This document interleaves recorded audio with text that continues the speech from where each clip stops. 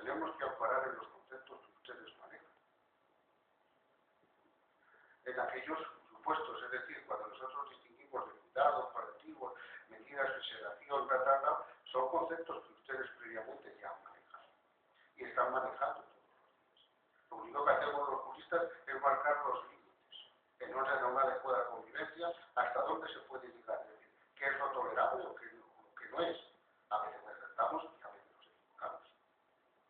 Pero eso es nuestra función. Por lo tanto, la eutanasia entendida de esta forma, conforme al criterio de la Asamblea General del Colegio de Médicos, es el concepto que es el más manejable, que estamos manejando constantemente en nuestro ordenamiento. Sin embargo, no debe de ser, como aquí, viendo a su ley foral, publicada recientemente, como les dije en un principio, las medidas que la misma recoge, ya se cuida muy mucho el preámbulo, que no deben de ser, son definidas, y se cuida muy mucho, es decir, que no deben de ser calificadas como acciones eutanásicas, porque no buscan deliberadamente la muerte, sino aliviar o evitar el sufrimiento, respetar la autonomía del paciente y humanizar el proceso del final de la vida. Esto lo dice la propia ley en la que ustedes han de moverse en su respectiva comunidad autónoma, y por ahí va también el proyecto de ley del gobierno de España, de la Nación Española, de la semana pasada, aprobado en Consejo de Ministros. Así podemos decir que su ley, la de Navarra, regula los testamentos vitales o documentos de voluntades anticipadas. ¿Por qué? Por muy sencillo, porque el testamento vital, a través del artículo 11 de la ley de 2002, se convirtió en la piedra angular y el toque fundamental en orden a plasmar la voluntad de la persona. Y he comenzado diciendo que la voluntad de la persona es el núcleo esencial. La voluntad es el que parte del legislador para regular estas conductas. Y eso es a través de un testamento vital, que se puede hacer de diferentes formas y de diferentes maneras, también está recogido. La plena dignidad del proceso de muerte no solo se regula los derechos que asisten al paciente, sino también a los deberes del personal sanitario que atiende a la persona en proceso de muerte, así como a las obligaciones de las instituciones públicas y privadas en orden a garantizar este derecho de las personas. Los deberes de ustedes, de los profesionales sanitarios, están recogidos en la ley moral, en el artículo 16 y siguientes, en el artículo 17 sobre la toma de decisiones críticas de todos los profesionales sanitarios. Y concluye con algo que yo quiero poner de relieve y resaltar, porque me gustaría tener mucho más tiempo para explicarles mi contenido, lo que yo veo de esta ley, pero tiene algo que creo que debe de quedar muy claro y que es el núcleo esencial de su actuación, tanto de los médicos como de los profesionales. Es debiendo abstenerse de imponer criterios de actuación basados en sus propias creencias y convicciones personales, morales, religiosas o filosóficas. Es decir, la toma de decisión de una persona en su testamento vital, en su último documento, tiene que ser algo libre de él, mientras actúa con plena conciencia. Y todos los demás que están al margen, es decir, médicos, enfermeras, etcétera, etcétera, serán las personas que tenderán a cuidarlo, serán las personas que tienen la obligación de procurarle una muerte digna.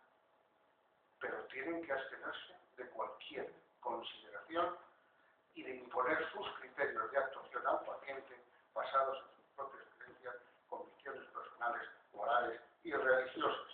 Esto podría dar algún supuesto, pues no lo sé, si algún delito de coacciones o alguna cuestión de estas, que esto sí caería dentro del campo del derecho. En definitiva, y esto es lo más importante, libre voluntad de la persona, volvemos a recapitular, en un testamento vital que ustedes deberán de recoger, hacer manifestaciones, incluso poner una historia clínica si es necesario, obviamente, qué es lo que quiere el paciente y abstenerse de cualquier recomendación. En orden a aquellos supuestos en los que nos encontramos extramuros de la eutanasia. Como vamos muy deprisa, pues alguna cosa me dejaré en el tintero, pero sí quiero decirles que en orden a lo que es el ámbito jurídico, el ámbito del derecho penal, ya nos hemos referido a la recomendación de la Asamblea Parlamentaria de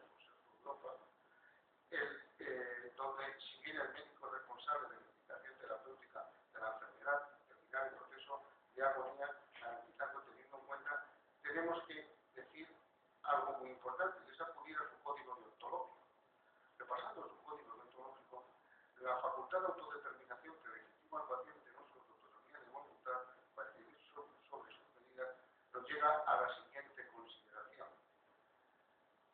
Aquí lo tengo. Y es que en el ámbito de la objeción de conciencia, la objeción de conciencia es algo que está regulado en nuestro ordenamiento.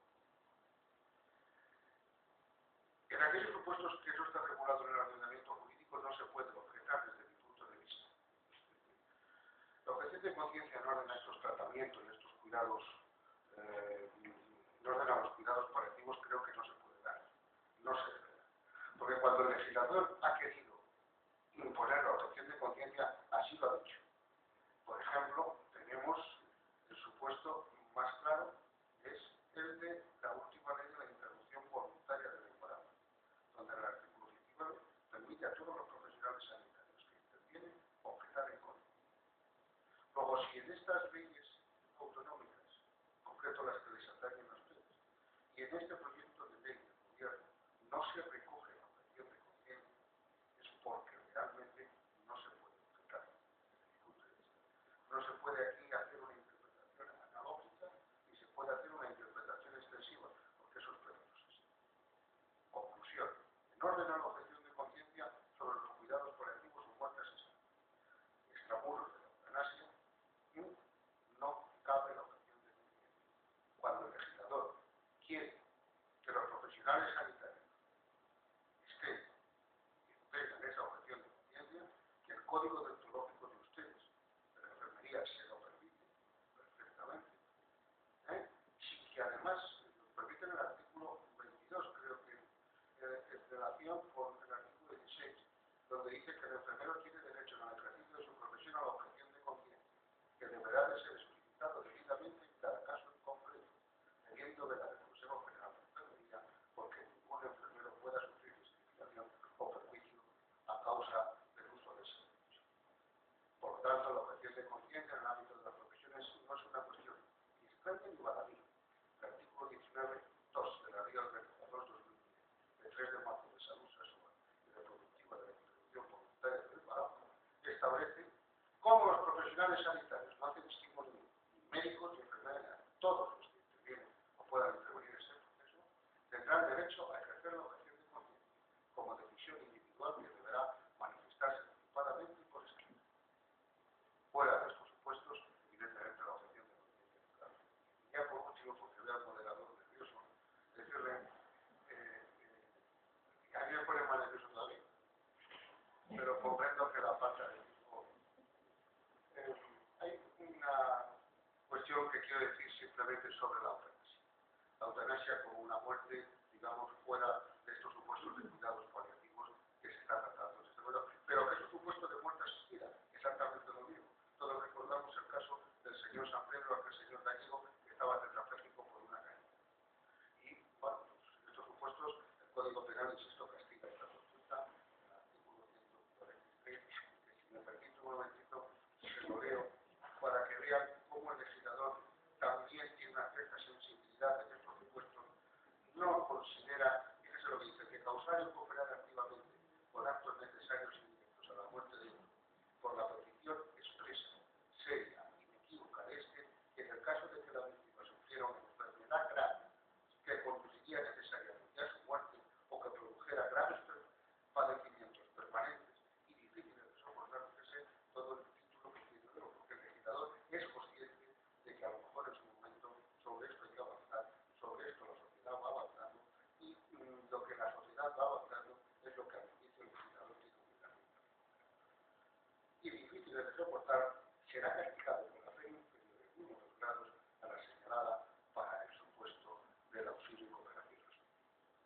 En definitiva, quiero decirles que todos estos supuestos de muerte asistida, como muy bien ya se recogía desde el siglo XVIII por Francis Bacon, que fue el primero que trató del tema del buen morir, porque eutanasia significa muy bien, todos estos supuestos se derivan de la sensibilidad creciente que existe en la sociedad, donde si la muerte forma parte de la vida y hay la legislación que establece el derecho a vivir dignamente, también se debe de morir lo más dignamente posible.